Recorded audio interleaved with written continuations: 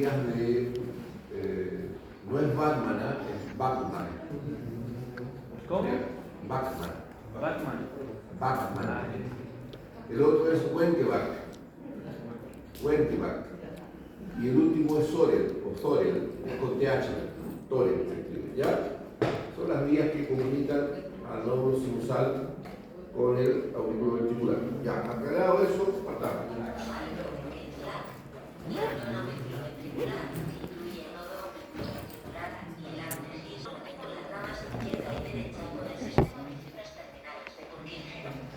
El nodo sinusal es una masa ovalada de 1 a 2 centímetros de largo y medio centímetro de ancho. Se localiza a nivel subepicárdico en la unión de la vena cava superior y la aurícula derecha. Posee una función predominante en la formación del impulso cardíaco. Sus células especializadas se despolarizan espontáneamente y a una frecuencia superior a lo que lo hacen otras células dotadas de automatismo y localizadas en porciones más inferiores del sistema de conducción. Los tractos intraatriales específicos para la conducción del impulso desde el nodo sinusal hasta el nodo auriculoventricular son 3. El tracto anterior o de Bachmann, el tracto medio o de Beckenbach y el tracto posterior o de Thorey. El tracto anterior dirige los impulsos desde la aurícula derecha hacia la aurícula izquierda. En la unión auriculoventricular se distinguen dos grandes elementos: el nodo auriculoventricular de Ascot-Tavara y el haz de His. El nodo auriculoventricular de Ascot-Tavara está situado a nivel epicárdico, en la base de la aurícula derecha, en el centro del área delimitada posteriormente por la desembocadura del seno coronario y anteriormente por la inserción del velo septal de la válvula tricúspide. Es una pequeña estructura ovoidea de unos 3 a 5 milímetros. Sus células especializadas son las responsables del retardo del impulso formado en el nodo sinusal antes de alcanzar los ventrículos. El haz de His es la continuación de la porción distal del nodo auriculoventricular. Es una estructura con forma de cordón de unos 2 centímetros de longitud y unos 4 milímetros de diámetro. Desde su origen en el nodo auriculoventricular, el haz de His recorre una pequeña distancia antes de penetrar en el cuerpo fibroso central y alcanzar el septo membranoso. Unos milímetros más allá, en la unión del septo interventricular membranoso y del septo interventricular muscular, finaliza su recorrido bifurcándose en las ramas izquierda y derecha. En su parte más inferior, el haz de His se bifurca constituyendo las ramas izquierda y derecha. Estas ramas comienzan su recorrido en la cresta del septo interventricular muscular. A unos pocos milímetros de su inicio, la rama izquierda se subdivide en un delgado fascículo antero superior y en un grueso fascículo posterior inferior. La rama derecha es continuación directa del haz de His y discurre por el lado derecho del septo interventricular hasta alcanzar, sin ramificarse, la punta del corazón. La red terminal de Purkinje conecta la porción distal de las ramas y fascículos de conducción, formando una maraña de fibras que se distribuye por el subendocardio de ambos ventrículos.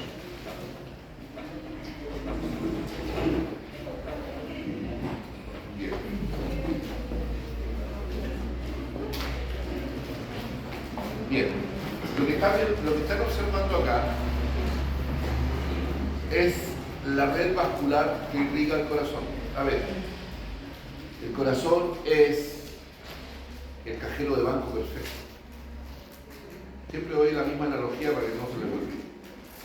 ¿Por qué le digo que es el cajero de banco perfecto? Porque por él circula mucho dinero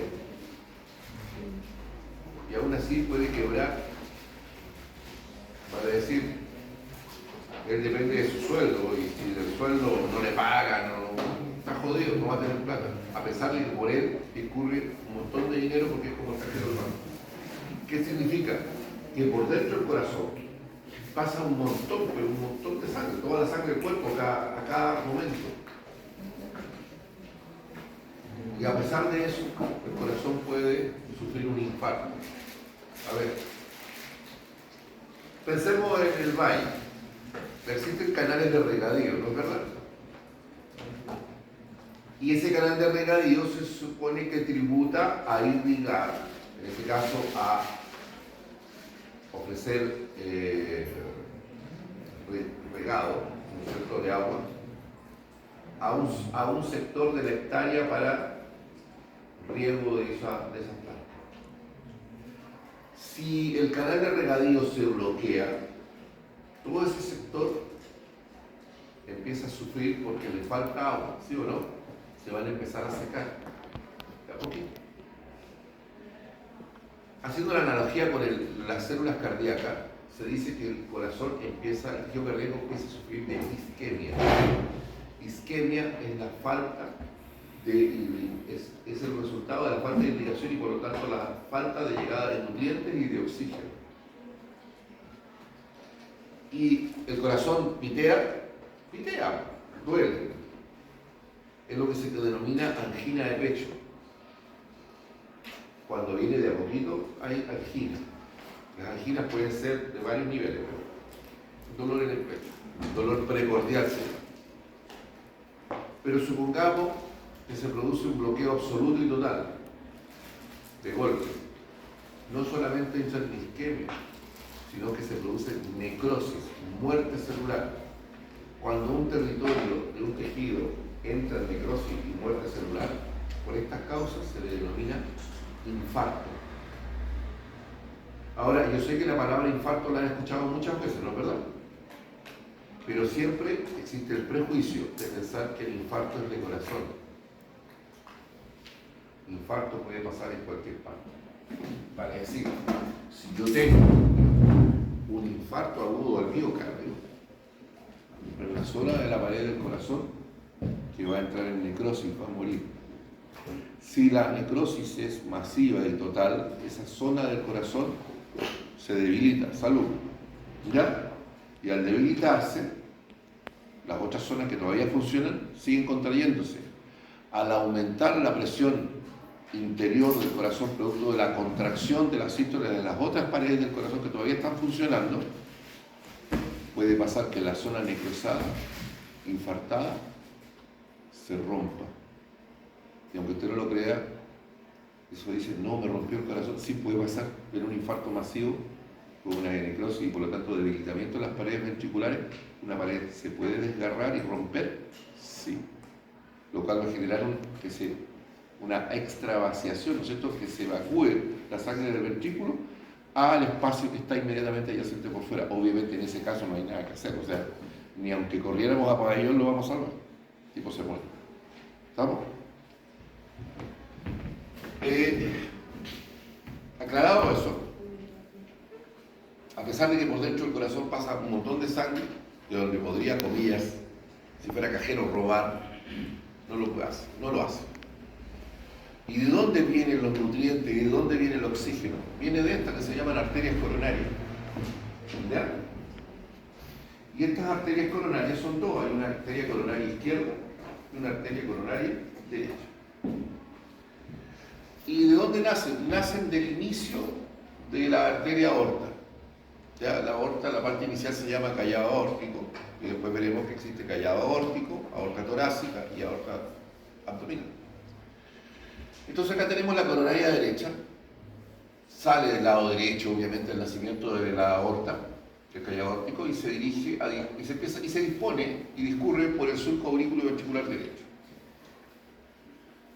Da ramas atriales o auriculares, da ramas ventriculares, pero algo importante recordar es que sigue por el surco aurículo ventricular derecho y cuando llega al borde antero inferior derecho del corazón, da la marginal derecha, vale decir, la arteria del borde derecho del corazón. Acá, en línea punteada, estaba en rojo, yo lo pinté con anaranjado para que se notara mejor. Sigue la arteria coronaria derecha y sigue por el surco aurículo ventricular derecha, que discurrió primero por la cara external, que pasó por el borde anterior derecho del corazón y sigue por la cara diafragmática. Y cuando llega al entrecruzamiento del surco aurículo ventricular con el surco interventricular, se acoda y continúa por el surco interventricular posterior en dirección al ápex, que es el vértice del corazón. ¿Qué pasa con la coronaria izquierda? La coronaria izquierda discurre un corto obvio, sale del lado izquierdo de la aorta del callado aórtico y discurre por debajo de la auriculilla izquierda y a poco de avanzar se dispone sobre el surco aurículo ventricular izquierdo, donde se bifurca, dando origen a la circunfleja coronaria izquierda y a la interventricular anterior. La interventricular anterior discurre por el surco interventricular anterior en dirección al ápex, y la circunfleja coronaria izquierda sigue por el surco aurículo ventricular izquierdo, parte por la cara external, parte por la cara pulmonar y después por la cara diafragmática, donde se une en anatomía y en red vascular eso se llama anastomosa. Existen 3 tipos de anastomosis. ¿Cuáles son las anastomosis?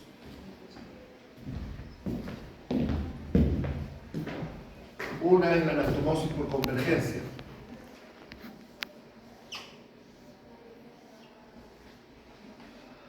Se unen 2 y forman una tercera. Anastomosis por convergencia.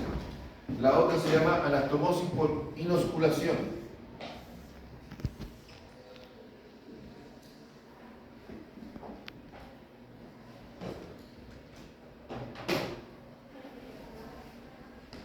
Anastomosis por inosculación. Y la otra se llama anastomosis. Se está acabando la quinta. Anastomosis por puente transversal. Lo tenemos. Anastomosis por convergencia, anastomosis por inosculación y anastomosis por puente transversal. ¿Cuál sería la anastomosis por convergencia más importante de la galaxia en el ser humano? La arteria vertebral izquierda con la derecha que forman la arteria basilar, que después vamos a ver en el polígono de Witten. ¿Ya? Bien, aclarado eso, se produce una anastomosis entre la circunfleja coronaria izquierda con la coronaria derecha. Obvio, también da la circunfleja coronaria izquierda va a dar ramos atriales o auriculares y ramos ventriculares, y también va a dar la marginal izquierda, vale decir, la del borde izquierdo del corazón. No olvidar que el corazón tiene 2 bordes izquierdos, posterior superior izquierdo, posterior inferior izquierdo. Ahora, las 2 interventriculares, esta, la anterior y esta que es la posterior, van a dar una terminal. La terminal de la interventricular anterior cruza pasa por el ápex del corazón y se anastomosa con la terminal de la interventricular posterior. Esa es la terminal. ¿Pero tiene ramas colaterales? Sí. Unas ventriculares derechas e izquierdas. La interventricular posterior también tiene derecha e izquierda, pero tiene otras que se meten al espesor del tabique interventricular. Estas que se metan al espesor del tabique interventricular se llaman septales. Se llaman septales. A ver. Septales.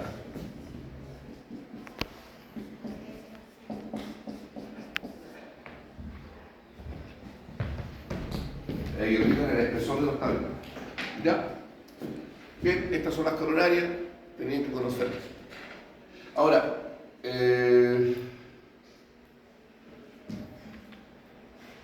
miren, en esta imagen nos dicen los territorios que irrigan cada coronario. Por ejemplo, la coronaria izquierda, la descendente anterior, a ver, para aquellos que se ubiquen.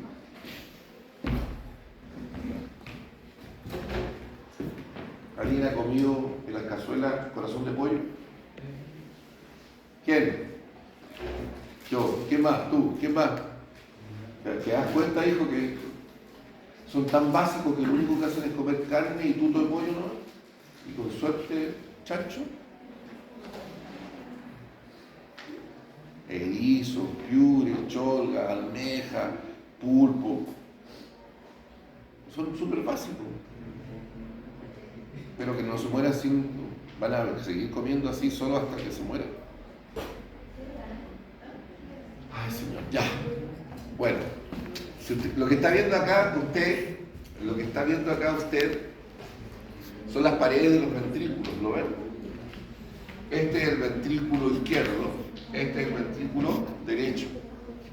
Si se fija, con más cuidado, acá lo podemos ver, ventrículo izquierdo en un corte horizontal, ventrículo derecho. ¿Por qué el ventrículo derecho tiene las paredes más delgadas? Porque pertenece a la circulación menor, tiene que impulsar la sangre del ventrículo derecho a los pulmones, y los pulmones están cerquita. ¿Se necesita mucha fuerza?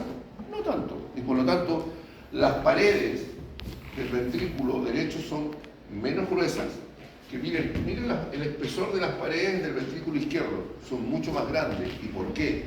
Porque tienen que impulsar la sangre desde el corazón, tienen que llegar hasta la uña del dedo gordo con los hongos que usted pudiera tener ahí. Sí, estoy bromeando, ¿ya? Entonces, acá la tenemos en sístole, en contracción, aquí la tenemos en diástole. ¿Y cuáles son las paredes más delgadas?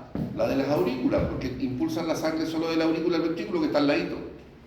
Entonces, supongamos que alguien quiere hacer masaje cardíaco así, pero a concho, el masaje cardíaco no resulta, el tipo está en paro, miércoles, ¿qué hacemos? Le echamos adrenalina, de todo, y el tipo no responde. Entonces le hacen un tajo acá, y le hacen un corte a nivel del espacio intercostal, y obviamente con mano enguantada, en pabellón, el tipo le mete la mano, el médico, estamos hablando de un médico especialista, no cualquier médico ahí de barrio, ¿ya? Y él sabe que por la consistencia detecta cuáles son las aurículas, cuáles son los ventrículos y cuáles son las ventrículos izquierdo y derecho, porque así va a poder saber dónde va a masajear solo por la presión, por la sensación al tacto. ¿Ya? Los más blandos, paredes de las aurículas. Los más de mayor consistencia, los ventrículos. Pero ¿cuál tiene más consistencia que todos? Las paredes del ventrículo izquierdo. ¿Estamos? Aclarado aquello, mire, ahí se ve cómo se funcionan las cuerdas tendinosas, pero eso ya lo vimos. Entonces acá tenemos el tabique interventricular y podemos ver de la coronaria izquierda, y tenemos acá la coronaria derecha. La coronaria derecha ya va a irrigar el ventrículo derecho y parte de la pared posterior o diafragmática del ventrículo ya izquierdo. Pero de la coronaria izquierda, que se divide en interventricular anterior o descendente anterior, y la circunfleja coronaria izquierda, que yo acabo de nombrar, va a irrigar las 2/3 partes del tabique interventricular a través de las septales, obvio, y esta, la coronaria derecha o el tercio posterior a través de sus propias septales, pero también va a irrigar la coronaria izquierda, la pared anterior del ventrículo izquierdo y parte de la pared pulmonar. Aquí se ve la irrigación de las paredes ventriculares que tributan a cada coronaria. Esto ya lo vimos.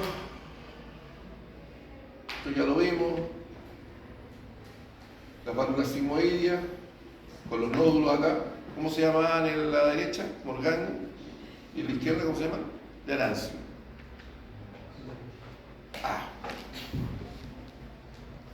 Ya les dije que el corazón estaba envuelto, ¿no es cierto?, por unas vainas.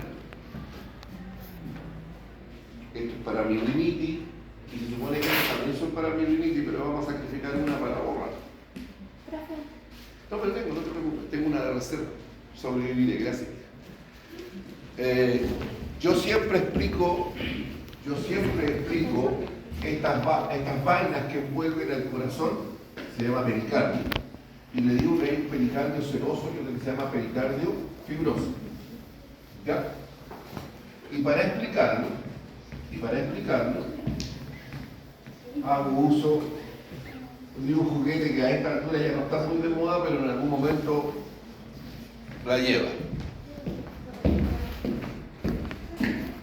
1, 2, 3. Prestar atención acá.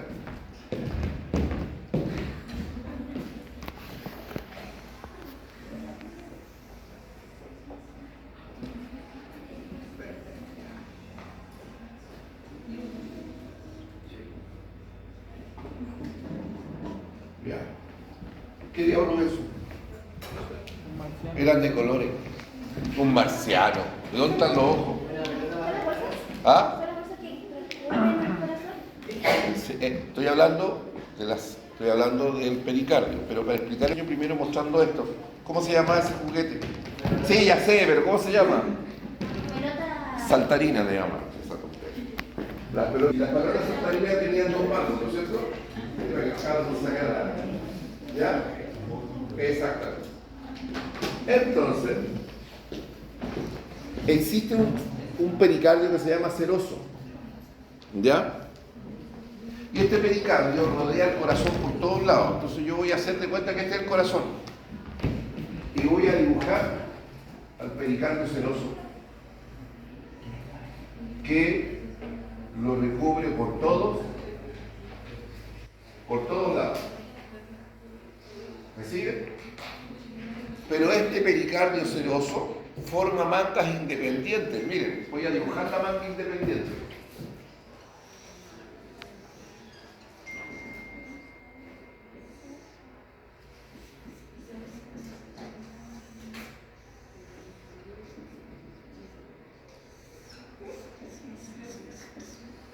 El pericardio seroso forma mangas independientes entre los vasos que salen o llegan del corazón. A ver, aclaremos una cosa.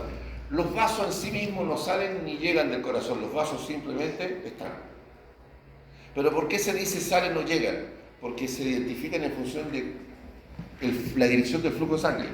Los vasos que llegan son aquellos que traen sangre al corazón. Los vasos que salen son aquellos que sacan sangre del corazón.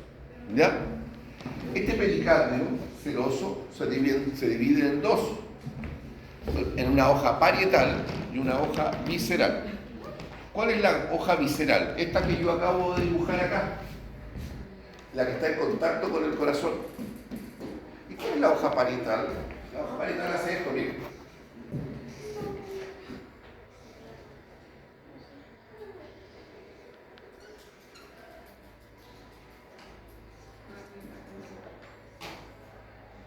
Esta hoja se da vuelta sobre sí mismo y regresa a recubrir de nuevo al corazón.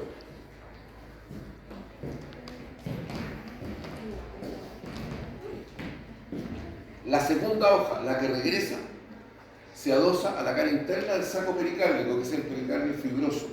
Y por eso se le llama hoja parietal.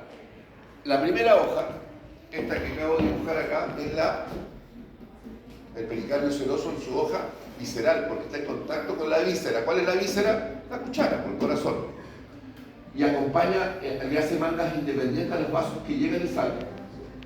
Cuando se da vuelta sobre sí misma, regresa y envuelve de nuevo al corazón, que es una segunda hoja, es como el dualet, tiene doble hoja. ¿Ya? Pero este se adosa a la cara interna del saco pericárdico. Y el saco pericárdico es una bolsa más grande que rodea el corazón, cuya hoja parietal del pericardio seroso se adosa a la cara interna del saco pericárdico. Ahora, el pericardio seroso que están viendo ahí, el pericardio seroso que usted está viendo allí, ¿ve? El Alzheimer ya me mató ya.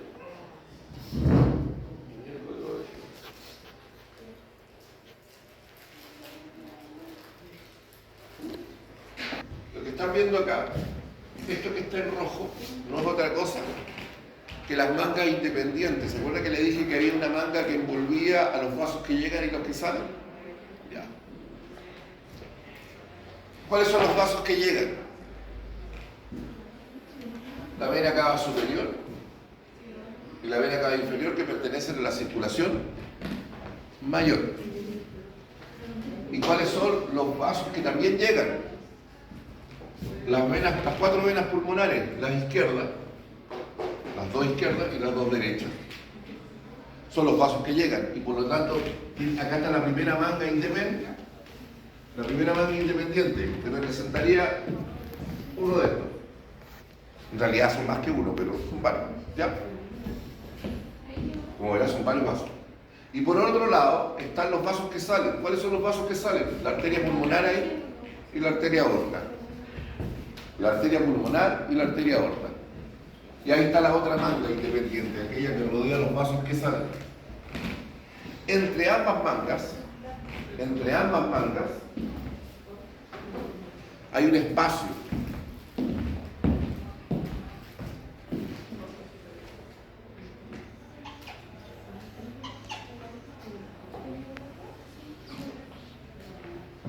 Se llama seno transverso de Taylor, que aquí está representado con esa línea amarilla que puse yo.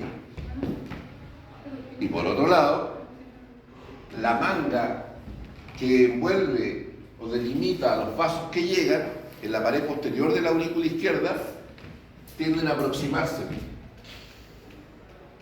Esta zona en que se aproximan tiene nombre: fondo de saco de Haller. Aquí está, ese es donde ya no lo dejo. ¿Ya? Fondo de saco de Haller. ¿Ya? Bien. Ahora, el saco pericárdico, que es el pericardio fibroso, es el que ayuda a que el corazón se mantenga estable en un solo lugar, porque hay ligamentos que van desde las estructuras adyacentes a él y que se fijan en él. ¿Cuáles son los ligamentos? Acá los tenemos. El ligamento externo pericárdico superior, el ligamento externo pericárdico inferior o sifo pericárdico, el freno pericárdico, que hay uno izquierdo y otro derecho, el vértebro pericárdico, ya, que está allá arriba, y hay otro que se llama tráqueo, bronquio, esofágico pericárdico, que acá no está dibujado. ¿Ya? Tengo una imagen más bonita, ¿verdad? ¿Dónde la tengo? Déjenme ver. En anatomía. Aquí tenemos la disposición espacial del corazón, que nos permite a su vez saber dónde auscultar, pero me interesa ahora que solamente sepa la disposición espacial. A ver, para eso tienen que recordar lo siguiente: 21, 50, 56, 58, 23, más o menos. ¿Ya? Sí, 21. Estamos delimitando la silueta cardíaca en el peto externo costal. 21. Segundo espacio intercostal derecho a 1 centímetro del borde external derecho. 50. Quinta articulación condroesternal derecha. 56, 58 es quinto espacio intercostal izquierdo a unos 6 a 8 centímetros del borde external izquierdo. Y 23, segundo espacio intercostal izquierdo a 3 centímetros del borde external izquierdo. Es más o menos para que sepan dónde está ubicado la silueta cardíaca. Ojo, obvio. ¿Ya? Aquí podemos ver dónde se ocultan cada válvula, los sonidos valvulares. En fin, sí, claro. ¿No hemos terminado? ¿Qué están viendo acá? Estamos viendo a un vaso sanguíneo. ¿Ya? Ya sabemos que los vasos sanguíneos es por donde discurre la sangre. Ahora,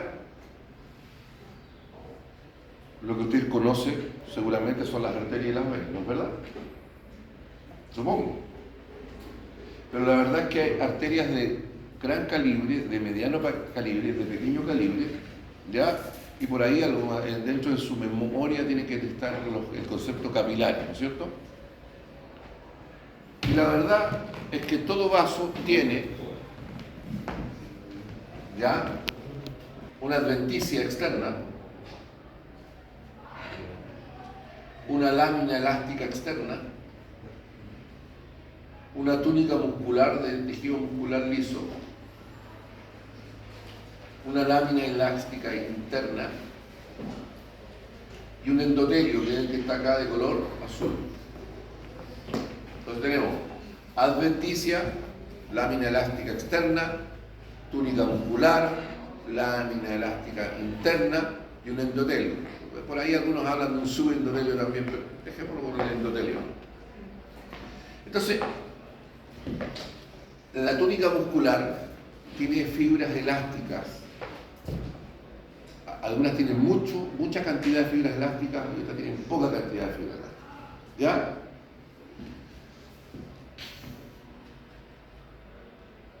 ¿Cuál es la diferencia entre un vaso de gran calibre y un capilar?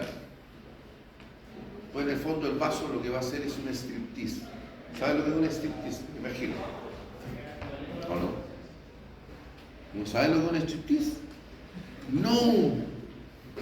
Bueno, eso demuestra que usted es joven e inocente aún para ciertas cosas. Chiquilla, ¿sabe lo que es un striptease, no es cierto? A ver, yo lo aprendí de viejo, no creo. ¿Todos saben lo que es un striptease? ¿Alguien puede educar al señor Lago?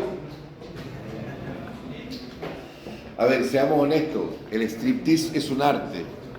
¿Ya? Las vedettes de antes se podían desnudar. No era cuestión de tirar la ropa así al voleo, lo hacía con clase. ¿Ya? ¿Sí o no? Es sacarse la ropa, pero con categoría. ¿Ya? Entonces, ¿qué es lo que hace? ¿Qué hace el vaso? Hace un striptease. Por ejemplo, un capilar. De todas estas capas, lo único que le queda es el endotelio. Todo lo demás desapareció. Se fue sacando la ropa.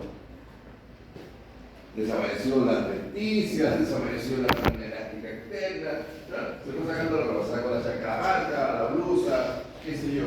Se fue sacando la ropa. Y en el capilar solo queda el endotelio. ¿Estamos? ¿Y cuál es la diferencia entre una vena y una arteria? Pues el espesor de la túnica muscular. Porque si en el caso de las venas, el espesor de la túnica muscular es mucho más delgada. A ver, si yo tuviera una arteria y la corto, sale la sangre, ¿no es cierto? Y aunque la sangre salga, la arteria queda armadita. Sigue siendo circular, porque la túnica muscular es la estructura. Pero en una vena, si yo la corto, sale la sangre. ¿Y qué pasa con la vena? Se desinfla. Colapsa sobre sí misma. Aclarado aquello, yo tengo que hablar ahora que existen varios tipos de vasos. A ver, las arterias de gran calibre son sistemas de altas presiones y de poco volumen, aunque cueste creer. Y se llaman vasos de conducción. Así tenemos, por ejemplo, la aorta, aquella que recibe la sangre del ventrículo izquierdo. Y es de predominio elástico. Después vienen vasos de menor calibre, de mediano calibre, ya que se llaman vasos de distribución. Y estos vasos de distribución son de predominio muscular. Después tenemos los vasos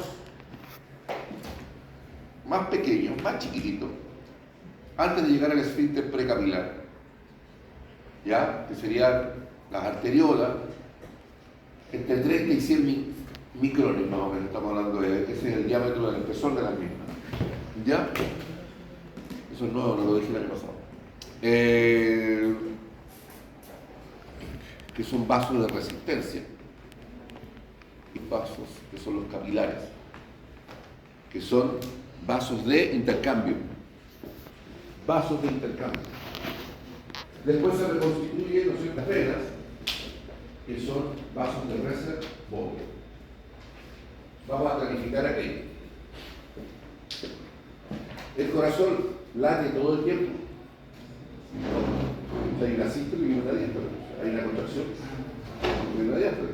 O sea, late de manera interna y trabaja de manera intermitente.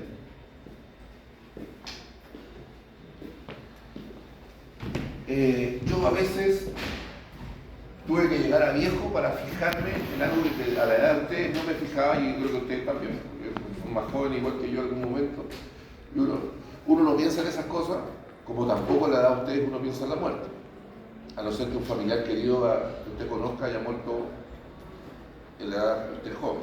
Si no, uno no piensa uno nunca piensa en la muerte cuando tiene 18, 20, 25 años.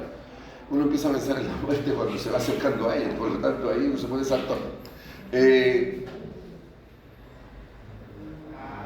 corazón late y voy a dar el ejemplo. A ver, es una analogía, pero para que se entienda. No, es que estoy jodido, tengo una tendinitis, no me da... ¿Qué hace usted? Como yo trabajé 24 años en el centro clínico militar, lo que más veía era médico, ¿no es cierto? Mi suboficial, mi sargento, mi teniente, como se tratan entre ellos. Entonces la pregunta es, ¿pero por qué me estoy lesionando si yo troto todos los días entre las 5 y las 6 y las 6 y media de la mañana y siempre hago 10 kilómetros diarios? Porque se acerca la muerte. No, pues cuando se acerque la muerte es porque ya está arrochando las patas y está más que jubilado. Estoy hablando de un tipo de 45 años. Y es muy simple porque... ¿Cuánto es lo que usted trotaba cuando salió de la escuela de suboficiales? 8 kilómetros diarios. ¿Y cuánto está trotando ahora? 8 kilómetros diarios. Sí, pero usted tenía 22 y ahora tiene 48.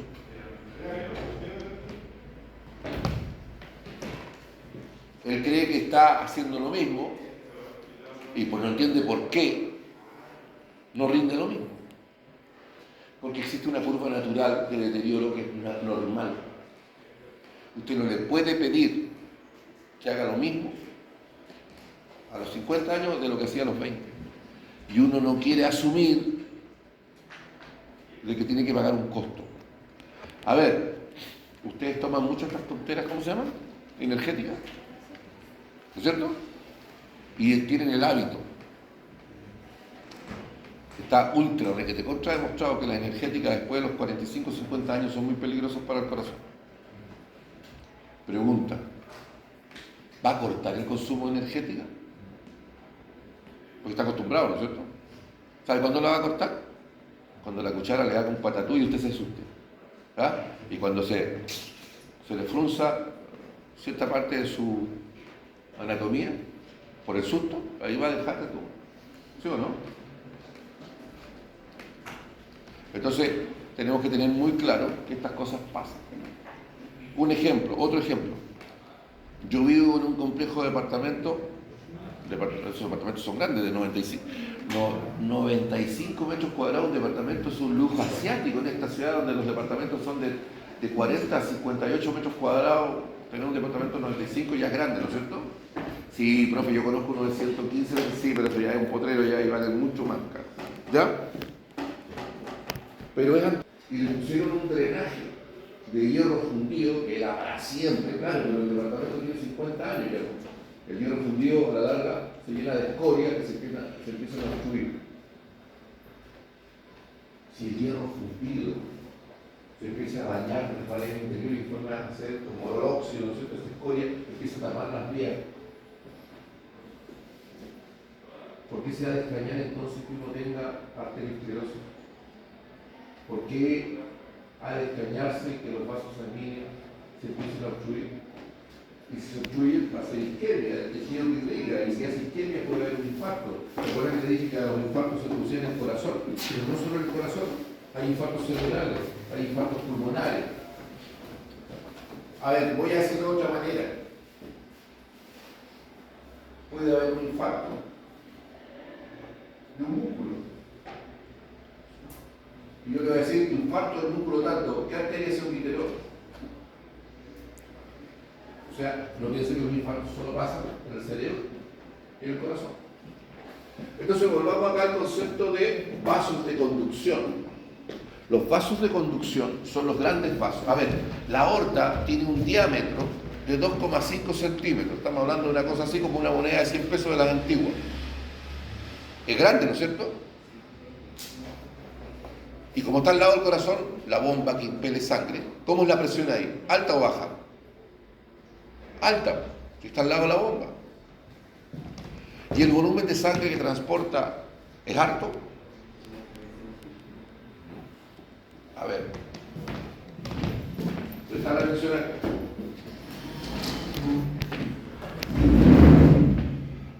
Acá tenemos la aorta. Aorta. Un sistema de alta presión, pero poco volumen. A ver, ¿cómo es eso? Ya, esta es la aorta. Voy a llegar a las arterias, voy a llegar a los capilares. Los capilares son microscópicos, ¿no es cierto? 5 micrones, 7 micrones, ¿no? Súper chico.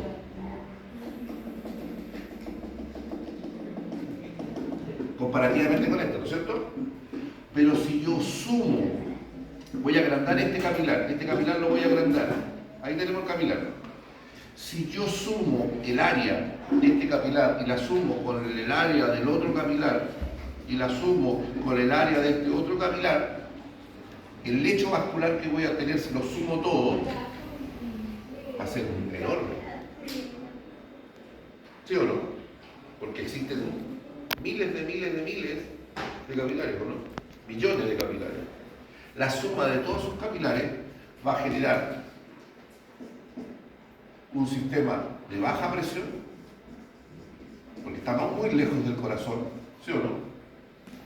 Pero de alto volumen.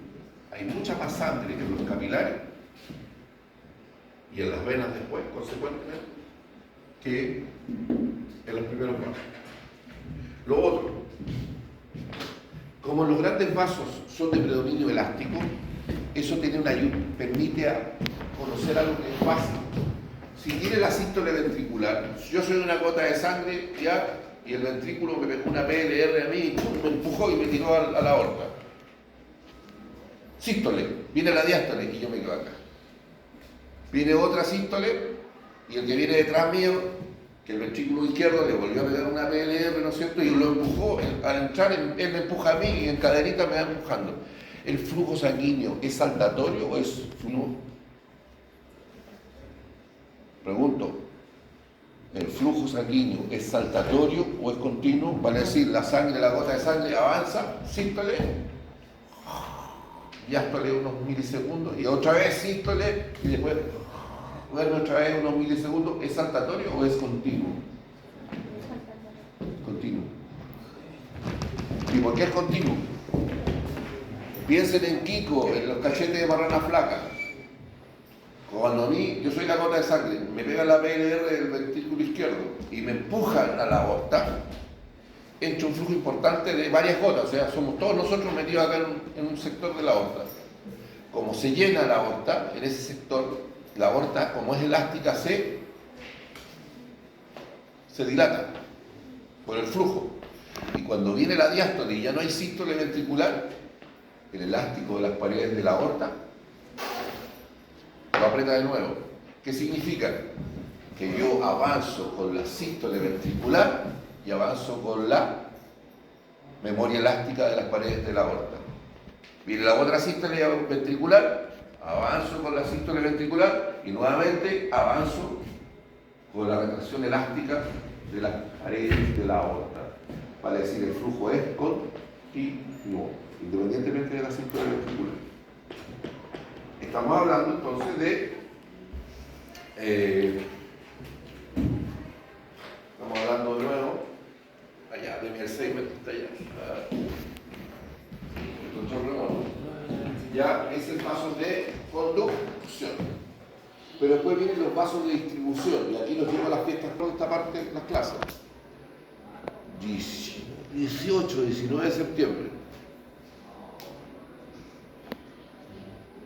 Hay que alimentar al regalón de la provincia, ¿no es cierto? Ya sea que estemos maceteados, que sea... ¿No es cierto que hay algunas flacas que comen como diablo y no engordan nunca? ¿Hay alguna delgada acá que sea buena para el diente o no? ¿O algún flaco que sea bueno para el diente? Bueno, y la verdad que casi todos no somos buenos para comer. Entonces, si uno come mucho, y ojo, no le echemos la culpa al vino, supongamos que usted es abstemio, usted tomó limonada. Mentira, limonada. Y usted comió harto. ¿Qué viene después de comer harto? Y no me digas se echó la yegua porque se entiende, pero aparte de eso, ¿qué pasa después de que uno come mucho? ¿Ah? Y no me diga que voy al baño y me siento en el water, también, pero aparte de eso, si tiene el reflejo gastrocólico, pero aparte. ¿Qué pasa? Si te equivocas no importa, vamos, ¿qué pasa? Va a dolor de estómago, siempre y cuando te lo hayan cocinado con bacteria y la cuestión esté mala, porque tenga salmonela. No. tamborilea la guata, se hincha. No. ¿Qué pasa después de que uno come mucho? Da sueño. Po. No me diga que usted queda como avión.